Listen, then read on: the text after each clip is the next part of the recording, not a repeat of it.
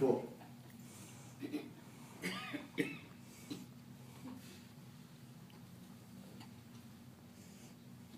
Can you, it's 1 month. I said, time is definitely an illusion.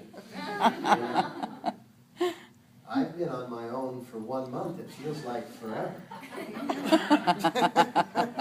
like, whoa, what is this life? But that's just my story. So you will be programmed to experience the I can walk on water on one extreme, or I will drown in water at the other extreme, or somewhere in between. You're programmed through your chronology, your genealogy, and your cosmology.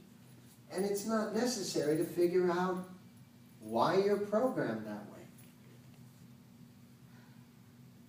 I always loved Yogi Bhajan's example of that as being, you know, you see three people, you know, the car's on the side of the road, it's got a flat tire, and you see three people sitting in the ditch talking. And you stop and you say, can I help you? And they say, no, because you don't know anything about this. And you say, what is that? And they say, we're discussing the how and why we got a flat tire.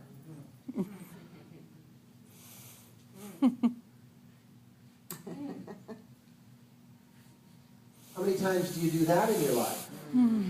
Instead of fixing the tire and driving on. Because when you got in your car, was your purpose in talking about flat tires? Or was your purpose in getting to where you were driving to? Maybe there's a famous, some kind of a joke narrative that the person gets up and they're going out to get the morning newspaper. And on the way to the morning newspaper, they notice that somebody didn't pick up the poop on their lawn. So they go to the pantry to get the pooper scooper, and in the pantry they notice the light bulbs burned out. So they reach up in the shelves to get a new light bulb, and they find that they're low on wash-up soap. So they go and find their keys, get in their car, and drive to the store. The newspaper is still sitting on the front walk. Isn't that oftentimes what happens in our lives? But not even in the obvious form, in the unobvious form. And that's why I said, if you were just one layer removed from the what is, you'd be enlightened. We're so many layers, and it's been happening through so many lifetimes, that we're like barely involved. We're so uninvolved in how our existence takes place that we rarely notice that we're breathing. We're involved in something that was after something that was after something that was after something that was after something. And out there in that nether world, we discover that we have a problem, and we try to fix the problem in the external, thinking that it's, why do you keep doing this to me, kind of approach, right? Not realizing that everything that we experience, even though it's layers and layers and layers and layers removed, is part of this life's assignment, part of this life's lesson, that we have to unlearn our way back through. So if we're experiencing this person in our life as an enemy, chances are that person is our best friend. The story of Judas in the Bible. Who was Jesus' most trusted disciple, if you really read deep in the Bible? Judas. And therefore, Judas was the only one that he could trust with this activity, because this was a setup. And I'm not speculating here. This has been deeply, deeply, deeply researched. And there's a tremendous book out about it. It's called The Passover Plot.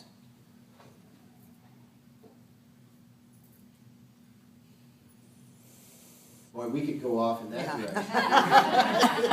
direction. Because it's really interesting. It's deep. But get the book, and you'll understand what didn't happen on Good Friday. And what really happened on Easter Sunday.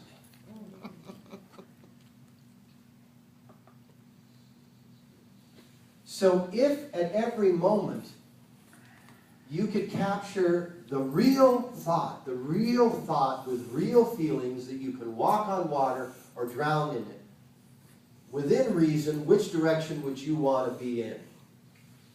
Walking on water. Walking on water.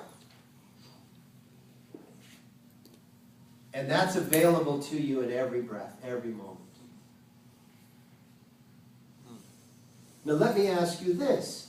If those lofty thoughts are available to you in every breath and every moment, and you have a dilemma that's in front of you, and you're inclined to choose the loftiest of thoughts, how do you experience the dilemma?